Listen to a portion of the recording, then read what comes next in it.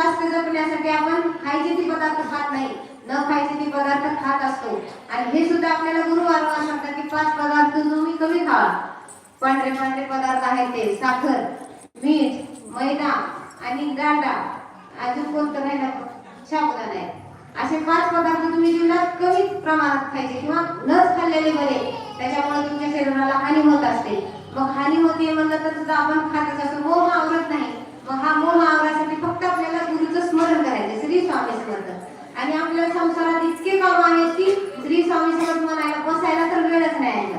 मग हे काम करत करतच म्हणायचं. ही एवढी महत्वाची गोष्ट सांगायची की आपण जे काम करायला उठता बसता झोपता रांधता काहीही काम करा तुम्ही, त्यावेळेस तुम्हाला नाम घ्यायचंय. आणि आपल्याकडे जे षड विकार आहेत, 6 विकार आहेत, काम, क्रोध, मोह, लोभ, ह्या मोहांना सगळ्यांना आवरण्यासाठी आपल्याला नामस्मरण केलं पाहिजे.